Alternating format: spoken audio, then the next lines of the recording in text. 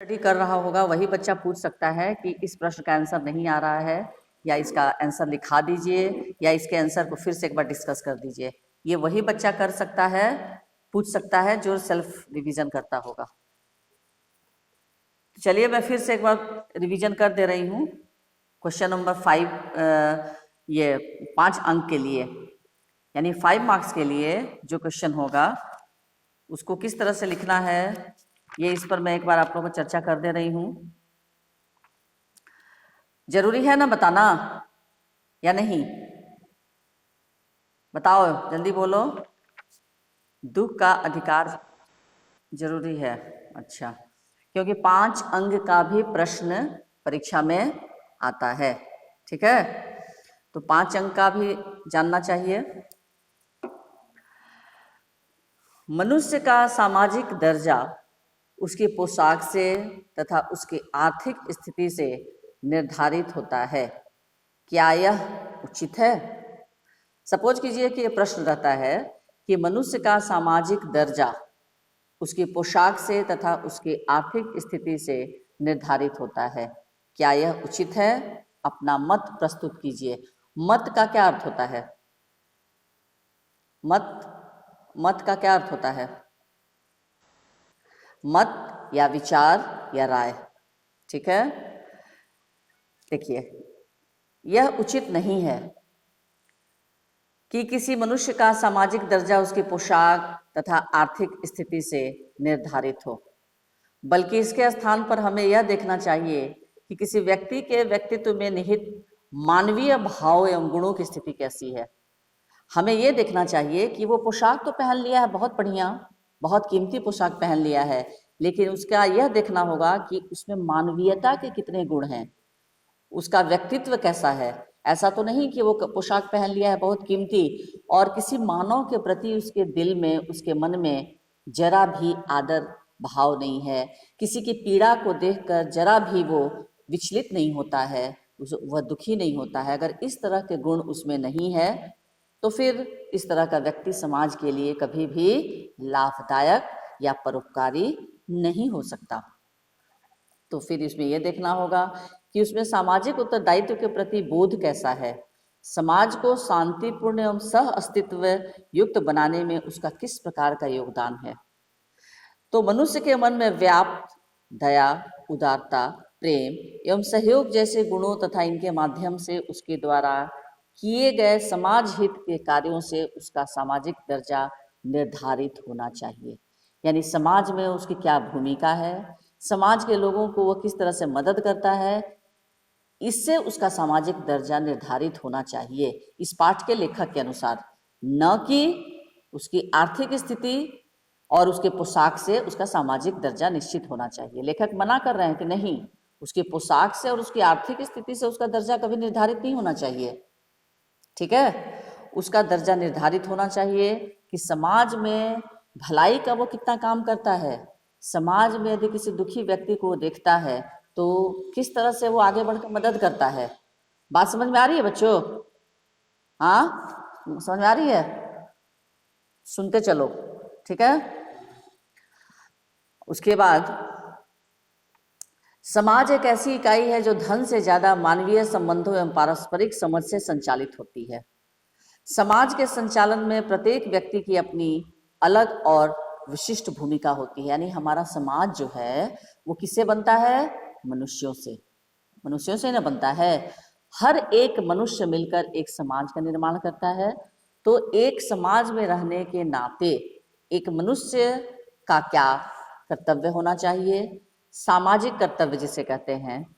तो इस तरह से अगर वह किसी अच्छी पोशाक पहनने की बजाय यदि सही मायने में वह किसी की मदद करता है तो मनुष्य बनने से ज़्यादा बेहतर और कुछ नहीं हो सकता। यदि मानवीय गुण अगर किसी में है, दया की भावना है, परोपकार की भावना है, किसी के दुख को देखकर संवेदनशील अगर कोई व्यक्ति हो जाता है, तो ये सारी चीज़ें उसको समाज में बहुत अच्छा स्थान प्रदान करती है। वनस्पति इसके कि वो पोशाक बहुत अच्छा पहन लिया है, वो बहुत धनाढ्य है, बहुत अमीर है, लेकिन उसके मन में यदि किसी गरीब के प्रति, किसी दुखी के प्रति यदि किसी भी तरह का कोई भाव नहीं है, तो लेखक का कहना है कि ऐसा व्यक्ति फिर समाज के लिए लाभदायक क्या हो सकता है? नहीं, ऐसा व्यक्ति कभी समाज के लिए लाभदायक नहीं हो सकता है। तो समाज एक ऐसी इकाई है जो धन से ज्यादा मानवीय संबंधों एवं पारस्परिक संबंध से संचालित होती है। समाज के संचालन में प्रत्येक व्यक्ति की अपनी पृथक एवं विशिष्ट भूमिका होती है। इसमें धनी व्यक्ति भी संकीर्ण दृष्टिकोण के कारण निम्न स्तरीय तथा गरीब भी अपने समाज हितैषी कार्यों के कारण उच्च स्तरीय हो सकता है। अब नेक्स्ट क्वेश्चन मान लीजिए इस तरह से रहता है कि अरे जैसी नीयत होती है अल्लाह भी वैसी ही बरकत देता है। ये बताओ कौन बोला था ये कथन, अरे जैसे नीयत होती है अल्लाह भी वैसी ही बरकत देता है?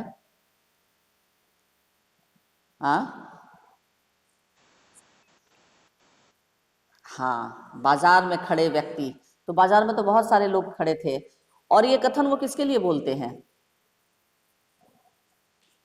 चलो सुधांशु तुम बोलो, ये कथन किसके लिए बोला गया? हाँ, कौन बुढ़िया? भगवाना की माँ, भगवाना की माँ के लिए कथन था। हाँ, भगवाना की माँ के लिए कथन था कि अरे जैसी नीयत होती है अल्लाह वैसी ही बरकत देता है। बाजार में खड़े व्यक्ति के इस कथन का पुत्र शोक के कारण रोती बुढ़िया के दुख से कोई संबंध है या नहीं? ये बाजार में जो खड़े व्यक्ति बोल रहे थे, तो इस कथन का पुत्र शोक के कारण रोती बुढ़िया के दुख से इसका कोई संबंध है या नहीं है? बताओ, इस कथन का संबंध है या नहीं? बोलो सुधांशु, इसका संबंध है? हाँ, बाकी बच्चे क्यों नहीं बोल रहे हो? हाँ, बाजार में खड़े व्यक्ति का उपरोक्त कथन व्यंग्यात्मक है और बुढ़िया के पुत्र शोक और उससे उत्पन्न उसके दुख के भाव से इसका कोई मानवीय संबंध नहीं बनता। इस प्रकार का कथन कहने वाले स्पष्टतः रुग्ण यानी बीमार मानसिकता के शिकार होते हैं। हालांकि समाज में ऐसी स्थितियां प्राय देखने को मिल जाती हैं कि लोग दूसरे की पीड़ा पर टिप्पणी करते हैं और उल जुलूल तरीके से अनावश्यक। तो जो ये बात बोल रहा था कि जैसी नीयत होती है अल्लाह वैसे ही बरकत देता है, बाजार में एक व्यक्ति बोल रहा था, तो क्या उसका ये बोलना उचित था? उचित नहीं था। क्योंकि बिल्कुल उचित नहीं था, क्योंकि एक तो वो बुढ़िया बेचारी अपने जवान बेटे की मृत्यु के बाद तुरंत आई थी बाजार में फल बेचने। फल बेचने क्यों आई थी? क्योंकि उसका पोता और पोती जो थे वो भूखे थे और बहू जो है वो बीमार थी, तो उसके लिए उसको पैसा चाहिए था, और उसके घर में एक भगवाना के सिवा कमाने वाला दूसरा कोई व्यक्ति नहीं था। इसीलिए बुढ़िया लाचार और बेबस होकर वो चली आई थी बाजार में फल बेचने, खरबूजे बेचने, जो उसका बेटा तोड़ कर रखा था। लेकिन हाय रे मानव, हाय रे समाज में के लोग, बाजार के लोग, वो उसकी मजाक उड़ाने लगे और कहने लगे कि जैसी नीयत है अल्लाह वैसी ही बरकत देता है। यानी बुढ़िया की नीयत पर ही लोगों ने प्रश्न चिन्ह लगा दिया। क्या बुढ़िया की नीयत खराब थी? बिल्कुल नहीं, क्योंकि वो तो बेचारी मजबूरी में आई थी बाजार, उसको तो घर में बैठकर अपने पुत्र का शोक मनाने का भी अवसर नहीं मिला। हाय रे माँ, कितनी दुखी थी वो माँ कि जिसको अपने बेटे के, जवान बेटे की मृत्यु पर रोने का भी अवसर नहीं मिला। यानी विधाता को, भगवान पर को उस पर थोड़ी सी भी दया नहीं आई। और ठीक इसके विपरीत एक और बुढ़िया की कहानी है ना इसमें, एक संभ्रांत महिला जो अपने बेटे की मृत्यु के बाद कितने दिनों तक नहीं उठी?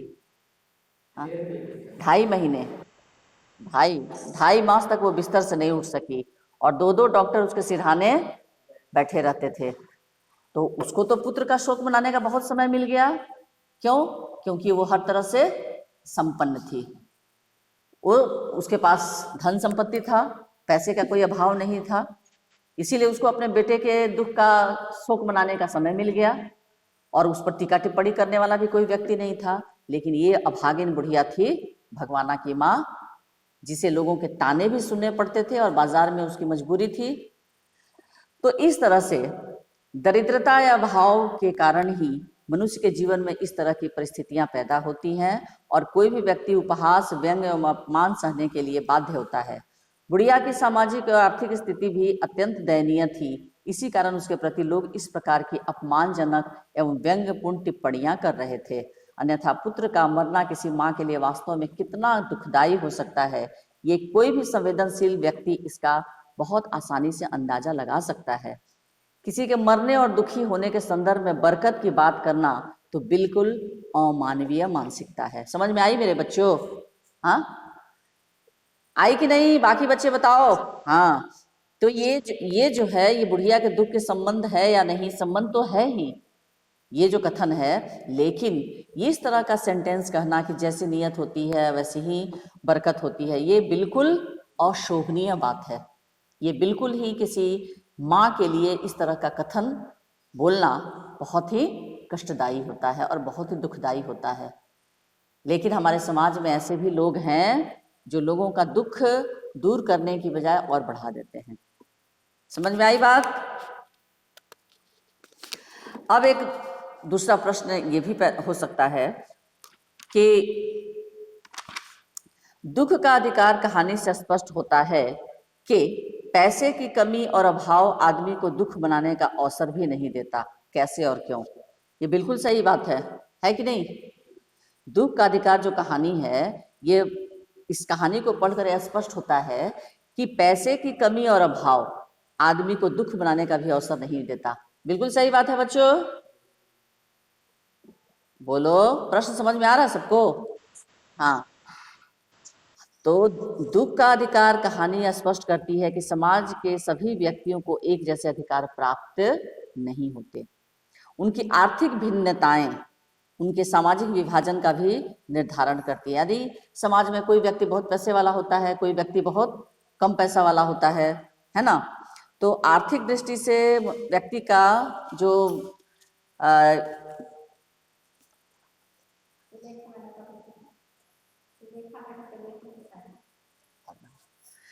तो ये किसी व्यक्ति की आर्थिक भिन्नता है उसकी सामाजिक विभाजन का भी निर्धारण करती है। आर्थिक दृष्टि से व्यक्ति का विद्यमान स्तर ही उसके सामाजिक स्तर को भी निश्चित करता है। यही कारण है कि भगवाना की तुलना एक संभ्रांत महिला के साथ करते हुए सामाजिक स्तर पर भगवाना की माँ को निम्न स्तर का माना गया है, क्योंकि भगवाना की माँ ने अपने बेटे की मृत्यु के बाद चारों तरफ शोक मनाने का ढिंढोरा नहीं पीटा, उसने हाय तौबा नहीं मचाया, क्योंकि उसकी आर्थिक स्थिति बहुत खराब थी और वो विवश थी। भूख से बिलबिलाते उसके पोता पोती तथा बुखार से तपती बहू को पैसे की जरूरत थी और यह पैसा सिर्फ भगवाना की माँ ही अर्जित कर सकती थी, क्योंकि उसके घर में कमाने वाला कोई पुरुष बचा था नहीं, क्योंकि बुढ़िया का पति भी तो पहले ही मर चुका था, एक बेटा था ले देकर भगवाना, उसकी भी मृत्यु हो गई। तो अब बेबस होकर किसको बाजार आना पड़ता? बुढ़िया को। और बुढ़िया आई, तो इसलिए जिसके लिए बाजार में खरबूजे बेचने के लिए बुढ़िया को आना पड़ा। पैसे की कमी एवं अभाव के कारण ही वह अपने बेटे की मृत्यु का शोक भी ठीक से नहीं मना सकी। यदि वह शोक मनाती तो उसके पोता पोती एवं बहू की देखभाल कौन करता? उसकी भूख कैसे मिटती? इसी आर्थिक व्यवस्था ने भगवाना की माँ को एक संभ्रांत परिवार की माँ से अलग कर दिया। यानी एक संभ्रांत महिला की तुलना की गई, किससे की गई? इस भगवाना की माँ से, एक ऐसी लाचार बुढ़िया से की गई। उसके जवान बेटे की मृत्यु हुई, जो महिला हर तरह से संपन्न थी, तो लोगों ने कहा कि अरे उसका जवान बेटा मर गया, पूरा शहर उसके दुख में शामिल होने आ गया, है ना। लोग उसके बेटे के दुख में दुखी हो गए, पूरा शहर दुखी हो गया, क्योंकि वो संपन्न थी, उसके पास बहुत पैसा था, अमीर थी। लेकिन एक ऐसी बुढ़िया, एक अभागिन ऐसी भी बुढ़िया भी है जिसके जवान बेटे की मृत्यु हुई, लेकिन उससे पूछने कोई ये भी नहीं आया कि कल तुम्हारा जवान बेटा मरा सांप के काटने से और आज तुम बाजार में क्यों आई हो। अगर लोग उसके दुख को कम करते, उसको पैसे की जरूरत थी, लोग उसको पैसा दे देते, तो शायद वो भी अपने बेटे की मृत्यु का दुख घर में बैठकर मना सकती थी। तो इसी आर्थिक मजबूरी ने भगवाना की माँ को सामाजिक स्तर पर निम्न स्तर की माँ घोषित करवा दिया। आर्थिक स्तर ही सामाजिक स्तर का भी निर्धारक बन गया। यानी आर्थिक स्थिति, यदि वो पैसे वाली रहती तो लोग इस तरह से उसकी निंदा नहीं करते, उस पर व्यंग नहीं करते, उस पर लोग हंसते नहीं। समझ में आया बच्चों? हाँ, हेलो। अब एक प्रश्न और आता है कभी कभी अक्सर कि बुढ़िया के दुख तथा संभ्रांत महिला के दुख में क्या अंतर है। मैंने ये टेस्ट में दिया भी था, ये क्वेश्चन दिया था ना। हाँ, बुढ़िया के दुख तथा संभ्रांत महिला के दुख में क्या अंतर है, यानी पुत्र वियोगिनी बुढ़िया माँ और संभ्रांत महिला के दुख का तुलनात्मक वर्णन कीजिए, दोनों का तुलना करना है। ये प्रश्न बच्चों अक्सर पूछा जाता है और तुम लोगों को सबसे पहले तो वर्तनी एकदम याद होना चाहिए। जितने भी कठिन शब्द हैं इस पाठ में वो सब आपको याद होने चाहिए, तभी आप सही तरीके से लिख पाएंगे। तो इसका उत्तर, बुढ़िया के बेटे भगवाना की अचानक मौत ने उसे पूरी तरह से हिलाकर रख दिया। घर में अनाज का एक दाना नहीं होने से बच्चे जो है वो भूख से बिलबिला रहे थे और बुखार से तपती बहू की जान की परवाह किसे करनी थी? उस बुढ़िया को ही। इसलिए उसके पास अपने इकलौते बेटे की मृत्यु का दुख मनाने का अवसर नहीं था। वह अंदर से रोती रही, कलपती रही, लेकिन उसे स्वयं पर नियंत्रण रखकर घर की जिम्मेदारी निभानी है। दूसरी तरफ अपने बेटे की मृत्यु के बाद एक संभ्रांत महिला, संभ्रांत का मतलब होता है अमीर महिला, हर तरह से परिपूर्ण महिला, महीनों तक बिस्तर पकड़े रहती है, यानी 2.5 महीने तक वो बिस्तर से नहीं उठती है। बेटे की मृत्यु ने उसे शोक संतप्त कर दिया है और अपने होश को संभाल नहीं पा रही है। उसकी देखभाल में हमेशा 2-2 डॉक्टर उसके सिरहाने लगे रहते थे।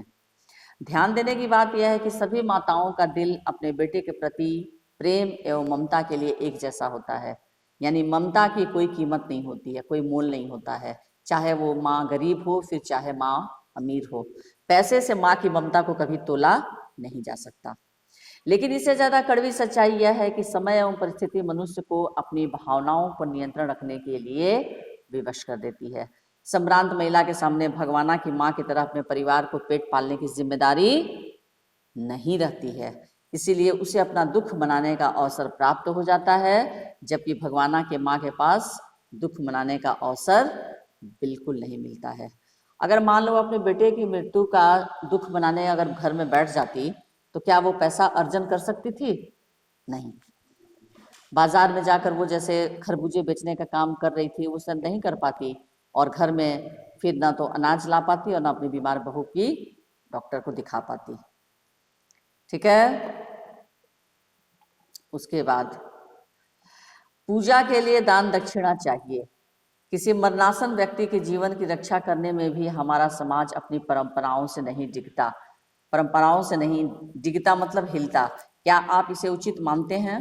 अपने विचार बताएं। पूजा के लिए क्या चाहिए? दान दक्षिणा चाहिए ना। किसी पंडित को सुने हो आज तक कहते हुए कि चलो भाई आपके घर में मौत हो गई है तो आप हमें दान दक्षिणा मत दीजिए? कभी कोई पंडित बोलता है? हाँ, नहीं, कभी कोई पंडित नहीं बोलता है, क्योंकि उसको आपके पैसे से मतलब है, सिर्फ उसको दान दक्षिणा चाहिए, चाहे आप कहीं से ला कर दें। ठीक है। तो वास्तव में एक बहुत बड़ी विडंबना है कि आपातकाल की स्थिति में हम सामाजिक मान्यताओं की दुहाई देते हुए अपने श्रम, समय तथा धन सब कुछ गंवाकर भी वास्तविक तौर पर कुछ भी हासिल नहीं कर पाते। किसी आकस्मिक घटना के कारण मौत के मुंह में पड़े हुए व्यक्ति के लिए दान दक्षिणा और पूजा पाठ का कोई औचित्य नहीं है। यदि ऐसा कुछ किया भी जाता है तो सबसे हमारा पहला उद्देश्य उस व्यक्ति के जीवन की रक्षा करना होना चाहिए, न कि धन संग्रह करने का। जबकि यथार्थ में होता यह है कि समाज की एक विशेष परंपरा पोषक वर्ग जो है वो अभाव और दुख में भी अपने आय के रास्ते तलाशने लगता है। आप लोग देखिएगा कि बहुत ऐसे पंडित होते हैं जो कहीं मृत्यु हो जाती है तो भी वो रूढ़ी मान्यताओं की आड़ में दूसरों के दुख को अपने लिए कमाई का साधन बना लेता है। जो पंडित आते हैं किसी के दुख में मरने पर भी, लेकिन वो फिर भी अपना दक्षिणा नहीं छोड़ते हैं, क्योंकि उनके आय का स्रोत यही है। समाज की परंपराएं किसी भी दृष्टि से उचित नहीं है, क्योंकि परंपराओं का निर्माण व्यक्ति और समाज की बेहतरी के लिए किया जाता है, उनकी भलाई के लिए किया जाता है, न कि मानसिक, शारीरिक एवं आर्थिक दृष्टि से कमजोर तथा विवश बनाने के लिए। इसलिए ऐसी मान्यताओं को छोड़ देना ही समाज के हित में है। जो परंपराएं मनुष्य को बेहतर जीवन उपलब्ध कराने में सहायक न हो और उसका शोषण करें, उन्हें प्रचलन में रखने का कोई औचित्य दिखाई नहीं देता, कोई फायदा इससे नहीं होता। ठीक है। उसके बाद कभी कभी प्रश्न ये भी पूछा जाता है कि दुख का अधिकार कहानी में किन सामाजिक कुरीतियों को उजागर किया गया है? कोई बता सकता है बच्चा? बताओ। दुख का अधिकार कहानी में किन सामाजिक कुरीतियों को उजागर किया गया है? या ये प्रश्न इस तरह से भी आ सकता है कि जिंदा आदमी नंगा भी रह सकता है परंतु मुर्दे को नंगा कैसे विदा किया जाए? आ से स्पष्ट करें। ये दोनों क्वेश्चन का आंसर सेम होगा। कोई बच्चा बता सकता है? दुख का अधिकार कहानी में कौन सी सामाजिक बुराइयों को उजागर किया गया है? बताओ, कोई बच्चा बता सकता है? ये मैंने लिखवाया है इस प्रश्न को। हाँ, देखो तो अपनी कॉपी चेक करो तो मैंने लिखवाया है कि नहीं। हाँ, लिखवाया है ना? चलो बोलो क्या लिखवाया है। चलो देख कर ही बोलो क्या लिखवाया है मैंने। बाकी बच्चे सब चुपचाप बैठे हुए हैं इसलिए कि मैंने जो लिखवाया है उसको पढ़े भी नहीं है कोई। चलो बताओ क्या मैंने लिखवाया है।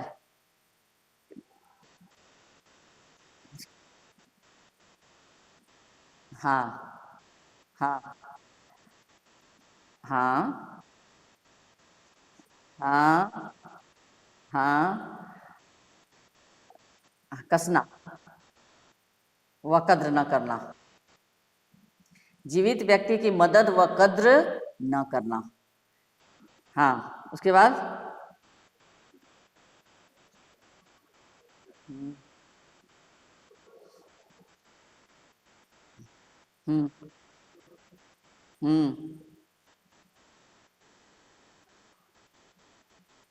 हम्म हम्म हम्म हम्म। Very good. यही मैंने बताया है, दुख का अधिकार कहानी में किन सामाजिक कुरीतियों को उजागर किया गया है। या जिंदा आदमी नंगा भी रह सकता है परंतु मुर्दे को नंगा कैसे विदा किया जाए, इसका आशय। तो सबसे पहले कि दुख का अधिकार कहानी में समाज की निम्नलिखित कुरीतियों को उजागर किया गया है। बहुत सारी कुरीतियां हैं। कुरीतियां मतलब बुरी प्रथा, कु मतलब बुरा, रीति मतलब प्रथा। सबसे पहला तो मृतक पर नए कपड़े का कफन चढ़ाना। अगर वही व्यक्ति जिंदा रहता है तो वो नंगा भी रह सकता है, लेकिन नंगा व्यक्ति को भी देखकर समाज के लोगों की आंखों में थोड़ी सी भी शर्म नहीं आती है कि अरे ये व्यक्ति नंगा घूम रहा है, चलो लगता है इसके पास पैसे की कमी है, हम इसको कुछ पैसा दे दें, इसको कपड़ा खरीद कर पहना दें। नहीं, जिंदा आदमी को कोई कपड़ा पहनाने की सोचता भी नहीं है, लेकिन मर जाता है तो मृतक के शरीर पर उसको जलाने से पहले एक कफन जरूर उड़ाया जाना चाहिए। एक कफन में जरूर उसको लपेट कर या तो दफनाएं और या तो जलाएं, अपने अपने धर्म के अनुसार। तो ये हमारा समाज है। अगर वो जिंदा नंगा घूमता है तो किसी को शर्म नहीं आएगी, किसी को लज्जा नहीं आएगी, लेकिन जब मरे हुए व्यक्ति को, उसके शव को यदि कोई बिना नया कपड़ा से ढके हुए लेकर कोई जाने लगता है तो समाज के लोगों को शर्म आने लगती है। जबकि आंख बंद हो गई, अगर कोई व्यक्ति मृत हो गया तो उसको कौन देख रहा है वो नंगा है कि कपड़ा पहना, उसको क्या पता। लेकिन हमारे लेखक कह रहे हैं यशपाल कि सबसे सबसे बड़ी हमारे समाज की बुराई क्या है कि मृतक के शरीर पर नया कफन होना चाहिए, नीम हकीमों पर विश्वास करना। अच्छा ये बताओ कोई सुधांशु कि भगवाना जीवित रह सकता था, बच सकता था? कौन सा काम किया जाता कि भगवाना जीवित रह सकता था? क्या काम करती बुढ़िया? Very good. हाँ, उसको यदि डॉक्टर के पास ले जाया जाता, झाड़ फूक नहीं करवाती बुढ़िया तो अपना सारा समय झाड़ फूक में व्यतीत कर दी, है ना। नीम हकीम खतरे जान जो कहते हैं, नीम हकीम जो कम जानकार होते हैं, तंत्र विद्या मंत्र विद्या। तो आज भी हमारे समाज की स्थिति बहुत खराब है। आज भी हमारे समाज में लोग डॉक्टर के पास न जाकर सांप काटने पर क्या करते हैं, झाड़ फूक पर विश्वास करते हैं, ओझा को बुला लाते हैं कि ओझा झाड़ फूक करेगा, और इसी सब काम के चलते क्रम में क्या होता है, उस व्यक्ति की मृत्यु हो जाती है। तो बुढ़िया यदि समझदारी दिखाती तो बुढ़िया अनजान थी, अज्ञानी थी, उसको नहीं पता था कि डॉक्टर के पास ले जाना चाहिए। झाड़ फूक में सारा सारा समय भी बर्बाद कर दी और घर में जो भी चुनी भूसी जो भी पैसा था वो सब ओझा ले लिया और भगवाना बच भी नहीं पाया। तो इस तरह से नीम हकीमों पर विश्वास करना, ये भी इस कहानी में सबसे बड़ी बुरी रीति है। ऊंच नीच की भावना ये भी है, यानी एक बुढ़िया बेचारी गरीब है और सड़क के किनारे बैठकर रो रही है क्योंकि उसकी आर्थिक स्थिति अच्छी नहीं है और वो फल लेकर बैठी हुई है बेचने। अब लेखक जो है वो भाई कपड़ा पहने हुए हैं, मोटर कार में बैठे हुए हैं। तो हमारे समाज की सबसे बड़ी विडंबना यही है कि अगर कोई गरीब व्यक्ति है तो उसके पास अमीर व्यक्ति जो है अच्छे कपड़े पहने हुए है, उसके पास बैठने में उसे संकोच होती है, लज्जा होती है, लज्जा आती है।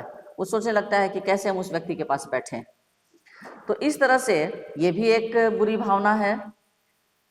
उसके बाद गरीबों पर ताना कसना, हाय रे हमारा समाज, कहाँ तक उस बुढ़िया की मदद करें। कोई आगे बढ़कर पूछता कि अरे तुम बाजार में तो आई हो फल बेचने, लेकिन तुम सिर झुकाकर लगातार घंटों से रो रही हो, आखिर क्या कष्ट है तुम्हें, क्या पीड़ा है, क्या तकलीफ है। लेकिन हमारा समाज ये पूछने की बजाय क्या करता है, क्या करता है बताओ? ताने देता है, व्यंग करता है। जो पूरे बाजार के लोग मिलके उस बुढ़िया पर वो व्यंग करने लगे। जीवित व्यक्ति की मदद व कद्र न करना, यानी जब तक भगवाना जीवित था उसकी कोई मदद नहीं किए, कोई कद्र नहीं किए, लेकिन जैसे ही उसकी मृत्यु हो गई तो उसको नए कपड़े में उसको लपेट कर भेजना है। तो इन्हीं कुरीतियों के चलते दुख का अधिकार कहानी में भगवाना के मर जाने पर उसके कफन आदि का इंतजाम करने के लिए घर के जेवर तक बिक जाते हैं। जबकि जीवित प्राणी कौन कौन थे? बुढ़िया, उसके पोता पोती और बहू, उसके लिए एक दाना भी नहीं बचता।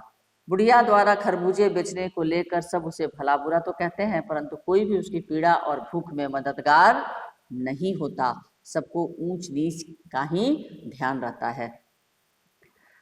ठीक है। अच्छा, एक प्रश्न बच्चा कोई पूछ रहा है, वायु की लहरें और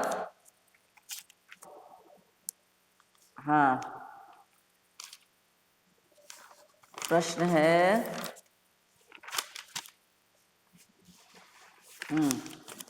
जैसे वायु की लहरें कटी हुई पतंग को सहसा भूमि पर नहीं गिरने देती, उसी तरह खास परिस्थितियों में हमारी पोशाक हमें झुकने से रोके रखती है। इसका अर्थ जानना है ना। जैसे वायु की लहरें कटी हुई पतंग को सहसा भूमि पर नहीं गिरने देती, ये समझ में आता है? वायु की लहरें, कोई पतंग अगर कट जाती है तो कभी भी देखोगे तुम लोग कि वो पतंग सीधे जमीन पर नहीं गिरती है। हवा के झोंके उसको कभी पूरब दिशा की ओर, कभी पश्चिम दिशा की ओर, कभी दाएं, कभी बाएं, कभी ऊपर, कभी किसी दिशा में उसको अपनी हवा के झोंकों के साथ उसको घुमाते रहते हैं और वो हिलते हिलते हिलते बहुत देर के बाद पृथ्वी पर आकर गिरता है। तो लेखक यहाँ इस पंक्तियों से समाज के दोगलेपन, यानी समाज की जो दोहरा व्यक्तित्व है लोगों का, उसको उजागर किया है। लेखक के अनुसार पोशाकें समाज को अलग अलग श्रेणियों में विभाजित करती है। अच्छे एवं साफ सुथरे कपड़ों से संभ्रांत लोगों की पहचान होती है और फटे पुराने गंदे कपड़े निर्धनता के सूचक होते हैं। ये तो साधारण सी बात है ना बच्चों, कि कोई व्यक्ति खूब बढ़िया सा ब्रांडेड कपड़ा अगर पहन के हम लोग के सामने आता है तो हम लोग उसको देखकर क्या कहते हैं? बहुत पैसे वाला लगता है ना, क्योंकि इसकी पोशाक जो है एकदम ब्रांडेड है। लेकिन ठीक इसके विपरीत अगर कोई व्यक्ति एकदम सिंपल सा फटा फुटा कपड़ा, गंदा कपड़ा पहन के आता है तो हम लोग तुरंत समझ लेते हैं कि अरे ये समाज का लगता है कि बहुत गरीब व्यक्ति है, समाज में लगता है इसके पास पैसे नहीं है। तो इसी तरह से हम समाज में भेदभाव करते हैं और यह भेद इतना प्रभावी है कि अच्छा पोशाक वाला व्यक्ति चाहते हुए भी निर्धन लोगों के पास नहीं जा पाता, क्योंकि कपड़ों की गरिमा उसे ऐसा करने से रोकती है। अब जिस तरह से लेखक देख तो रहा है कि वो बुढ़िया जो है सिर को घुटनों में छिपाए हुए लगातार रो रही है, लेखक की इच्छा होती है कि उस बुढ़िया से जाकर उसके पास पूछें कि तुम क्यों रो रही हो? तुम उस समय से बाजार में आकर बैठी हो फल बेचने, लेकिन फल न बेचकर तुम सिर घुटनों में छिपाए हुए लगातार रो रही हो। लेकिन क्या चीज उसे रोक रही थी? बताओ बताओ सुधांशु, क्या चीज? पोशाक। लेखक बहुत अच्छे कपड़े पहने था ना। लेखक जो है जब वो मोटर कार में बैठकर जा रहा है तो देख रहा है कि एक बुढ़िया जो है वो सिर को घुटनों में छिपाए हुए लगातार रो रही है। लेखक की इच्छा होती है उसे पूछने की कि भाई क्यों रो रही हो? तुम तो बाजार में बैठी हो फल बेचने, लेकिन फल नहीं बेच रही है, खरबूजे नहीं बेच रही हो, आखिर क्यों रो रही हो? तो लेखक चाहता है कि उसके पास जाकर पूछे, लेकिन उसको एक चीज रोक रही थी, और वो चीज क्या थी? उसकी कीमती पोशाक, क्योंकि लेखक बहुत कीमती पोशाक पहने हुए था और कपड़ों की गरिमा उसको ऐसा करने से रोक रही थी। तो लेखक ने अपनी इस मनः स्थिति को उस कटी पतंग के समान बताया है। अब लेखक यहाँ पर पतंग अपनी चर्चा, अपनी उस स्थिति की चर्चा, तुलना लेखक किस चीज से करता है? कटी हुई पतंग से, कि जिस तरह से कटी हुई पतंग अचानक पृथ्वी पर तुरंत नहीं गिर जाती, ठीक वैसी ही स्थिति लेखक ने बताया है कि हम अपनी इच्छा से नहीं बल्कि हवा की इच्छा अनुसार जमीन पर वो गिरती है, कटी हुई पतंग। तो लेखक भी कहता है कि लेखक की संभ्रांत पोशाक भी उसे अपनी इच्छा के अनुसार कार्य करने से रोकती है। लेखक की इच्छा हो रही थी कि वह बुढ़िया के दुख को जाने, उसके पास बैठे, लेकिन कौन चीज बाधा पैदा कर रही थी? उसकी पोशाक। उसकी पोशाक जो है उसे नीचे झुकने से रोके रखती है, यानी वो चाह कर भी बुढ़िया के पास बैठकर उसकी पीड़ा को जानने में सफल नहीं रहता। तब उसको क्या करना पड़ता है? वो क्या कर, कैसे उसको पता चलता है कि बुढ़िया क्यों रो रही है? इसके लिए वो क्या करता है? बाजार में जो लोग खड़े रहते हैं, कोई लाला की दुकान पर कोई दाढ़ी खुजा रहा है, कोई कान खुजा रहा है, कोई बैठा हुआ है, तो दुकान में जितने भी बाजार में लोग थे, उन लोगों के पास जाकर जब वो पूछता है कि वो बुढ़िया क्यों रो रही है, तब वहां के लोग उसे बताते हैं कि उसके जवान बेटे की मृत्यु सांप के काटने से हो गई है, इसीलिए वो बुढ़िया रो रही है। लेकिन कोई उसकी मदद के लिए आगे नहीं बढ़ता है, बल्कि उस पर और टीका टिप्पणी करते हैं, लोग व्यंग करते हैं, है ना, कि इनके लिए तो रोटी ही सबसे बड़ा, ये रोटी के टुकड़े के लिए लोग कुछ भी कर सकते हैं, खसम लुगाई कुछ भी ये लोग, इनके लिए मायने नहीं रखता ना, यानी बेटा पति इनके लिए कोई महत्व नहीं रखता, रोटी का टुकड़ा इनके लिए सब कुछ है ना। तो इस तरह से बात समझ में आई बच्चों? हाँ, हेलो, बोलो। हाँ, नेक्स्ट क्वेश्चन है कि इनके लिए बेटा बेटी खसम लुगाई धर्म ईमान सब रोटी का टुकड़ा है। इनके लिए मतलब ये हमारे समाज की उन कुरीतियों और बुराइयों की ओर संकेत करती है कि जो व्यक्ति जिसकी आर्थिक स्थिति बहुत ही खराब है, उनके लिए, कि बुढ़िया का बेटा मर चुका है, घर में बीमार बहू और भूख से बिलबिलाते बच्चे हैं, घर की रोजी रोटी सब्जी फल बेचकर ही चलती है, बच्चे, भूखे बच्चों के लिए रोटी की व्यवस्था करना बुढ़िया की सबसे बड़ी मजबूरी बनती है, और वो खरबूजे बेचने जाकर बैठ जाती है बाजार में। लोगों को आश्चर्य होता है कि कल ही उसका बेटा मरा है और अभी सूतक चल रहा है, फिर भी इस बुढ़िया को पैसे का इतना लालच है कि धर्म कर्म भी भूल बैठी। यानी बुढ़िया के वो बाजार में जब वो फल बेचने बैठती है तो लोग उसको कहते हैं लालची, ये लालच के कारण आई है, उसकी मजबूरी किसी को दिखाई नहीं देती। सूतक उतरने तक इस तरह का काम करना पाप है, लेकिन उस बुढ़िया के लिए न तो बेटा बड़ा है, न बेटी, न पति, न बहू पोते, धर्म ईमान तो कहीं है ही नहीं, जो कुछ है सब पैसे या रोटी का टुकड़ा। समाज की यह सोच कितनी घृणित है, इससे इसका अनुमान लगाया जा सकता है। उसके बाद है शोक मनाने गम मनाने के लिए भी सहूलियत चाहिए और दुखी होने का भी एक अधिकार होता है। ये इस पंक्ति में लेखक ने दुख करने जैसे स्वाभाविक भाव को भी वर्गीकृत रूप में दर्शाने का प्रयास किया है। लेखक के अनुसार यदि अमीर दुख मनाता है तो पूरा समाज उसके दुख में सम्मिलित होता है, लेकिन यदि कोई गरीब अपने दुख को प्रकट करना चाहे तो वह उसी समाज के लोगों की घृणा का पात्र बन जाता है।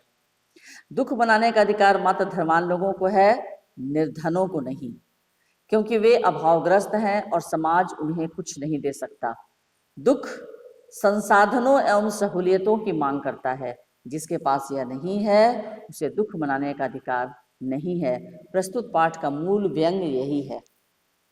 इस पाठ में जो व्यंग है मूल रूप से यही है कि जिसके पास सक्षम है, जो व्यक्ति सक्षम है, जो समर्थवान है, वह अपने दुख को कभी भी मना सकता है, और जिसके पास कुछ भी नहीं है वो चाह कर भी अपने दुख को नहीं मना सकता। तो बच्चों समझ में आ गया? सुधांशु, दुख का अधिकार पाठ समझ में आ गया? कहीं से भी कोई प्रश्न आएगा कर लोगे? 1 नंबर का क्वेश्चन, 2 नंबर का क्वेश्चन, 5 नंबर का क्वेश्चन कर सकते हो आराम से। चलिए, अब प्रश्न होता है दुख अधिकार कहानी समाज में व्याप्त असमानता को उजागर करती है। यानी देखो बच्चों, घुमा फिरा कर बात एक ही चीज को लिखना है ना। दुख का कहानी जो पाठ है, ये कहानी जो है समाज में व्याप्त असमानता को उजागर करती है। हमारा समाज क्या समान है? यहाँ सिर्फ समाज में सिर्फ अमीर ही हैं, दोनों तरह के लोग हैं, अमीर भी हैं और गरीब भी हैं, दोनों तरह के लोगों को मिलाकर हमारा समाज बना है। तो कहने का तात्पर्य है कि महान कथाकार यशपाल द्वारा रचित जो कहानी है दुख का अधिकार, ये मनुष्यों के बीच में व्याप्त भेदभाव के चरम स्वरूप को स्पष्ट करती है। कहानी का केंद्रीय भाव इस सत्य को व्यक्त करती है कि एक निर्धन व्यक्ति को अपने दुख से एकांतिक रूप से दुखी होने तथा उसे बाहर निकलने का भी अवसर प्राप्त नहीं है। माने वो अकेले में दुख भी मना सके, दुख से बाहर भी निकल सके, इसका अधिकार उसको नहीं है, उसका अवसर भी उसको नहीं है। वह दुख की चरम अवस्था में भी समाज के दूसरे लोगों के नियंत्रण में रहता है। उसकी आर्थिक बेबसी उसे अपनी भावनाओं को व्यक्त भी नहीं करने देती। यानी इतनी तंगी उसे रहती है पैसे की, जो समाज में लोग हैं जो बहुत कम दुखी हैं, बहुत कमजोर हैं, जिनके पास दुख मनाने का साधन भी नहीं है, पैसा भी नहीं है, तो हमारा समाज ऐसे लोगों की मदद के लिए भी आगे नहीं बढ़ता और बल्कि उसके दुख को और बढ़ा देता है। किस तरह से बढ़ा देता है? व्यंग करके, तरह तरह के ताने मारकर। अब जैसे बुढ़िया दुखी थी तो लोग उसके दुख को कम करने नहीं कोई आता है, बल्कि उसको तरह तरह के ताने, है ना, तरह तरह का व्यंग उसको लोग करते हैं और इस तरह से उसके दुख को और अधिक बढ़ा देते हैं। दूसरी ओर एक धनी व्यक्ति अपने दुख का भरपूर प्रदर्शन करता है। जैसे कोई संभ्रांत महिला 2.5 मास तक पलंग से नहीं उठती है, उसके पास इतना ना ज्यादा पैसा है कि एक डॉक्टर कौन कहे, 2 डॉक्टर उसको सिरहाने बैठते हैं। पूरा शहर उसके दुख में। किस बच्चे का मोबाइल माइक ऑन है? माइक ऑफ करो। किसी बच्चे का माइक ऑन है? ऑफ करो। उसके बाद खत्म, टाइम ओवर।